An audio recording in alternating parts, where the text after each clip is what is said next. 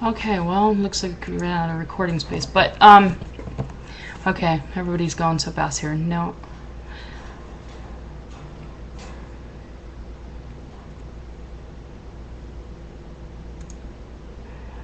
That thing is annoying.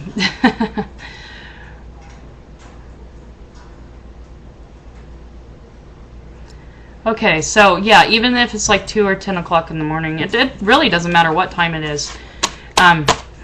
When you have a dream journal, you wake up, you need to immediately write something down. You don't want to lose that information, and once you start doing that, you're going to start remembering more. And people like to say that they're like non-dreamers. They actually don't dream. That's not true. That is like an old wives' tale. Every single person in the whole world dreams. And the average person dreams about 5 times a night. So that's the average person. Some people do dream more, some people do dream a little bit less, but the average person is actually dreaming 5 times a night. So very important that you write those things down so that you can train your brain to remember those dreams. So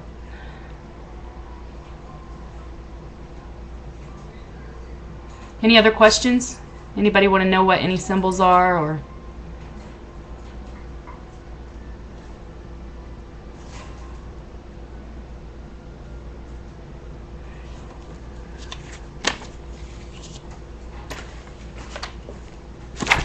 Okay, well, I can go in here and grab out a few of them.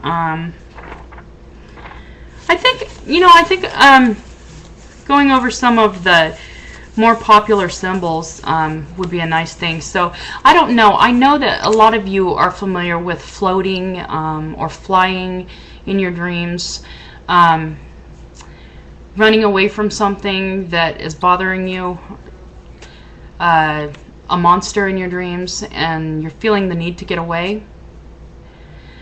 These are like some of the most common symbols that people dream about. And a tooth. People dream about losing teeth in their dreams. And when you lose a tooth in your dream, or teeth, doesn't matter, you're dreaming about something that is important to you that you're losing in your life. And actually, the tooth actually is symbolic of a thing that's material. So it would have, it would be money, could be the loss of money, it could be the loss of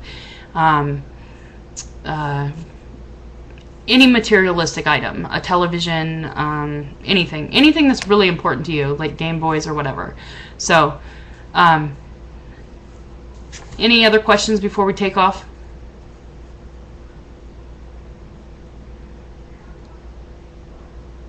Visiting a water park with a celebrity symbolized. Well, a celebrity is symbolic of like the center of attention, or being up on the stage. And the fact that you're visiting a water park, water is symbolic of emotions. It really matters, like it could matter what ride that you're passing, in what sense are you actually seeing the water. Because if the water's calm, then it's giving yourself a sense of relaxation, or those types of feelings in your life. But if you end up finding out that you go underwater and you feel yourself drowning at that point or something in the water, then at this point you become currently overwhelmed. So it really matters when you visit that water park, in what way does the water portray itself. Dreaming about choking. Well, choking pretty much is symbolic, kind of, if you use the analogy, life isn't always choked up to what it actually is like, or what it could be.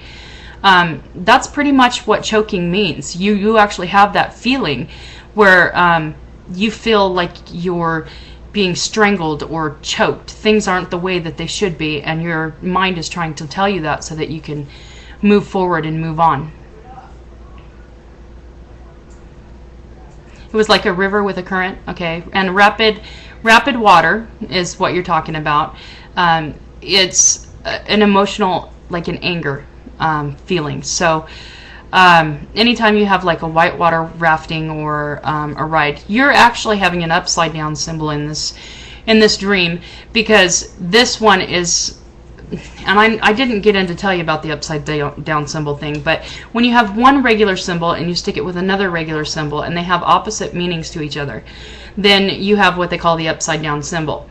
And when you put yourself on the center stage with a celebrity or whatnot, whoever you're with, and you have a feeling of anger, you put those two together, you have that resentment towards the way people view you, or the way people are viewing you.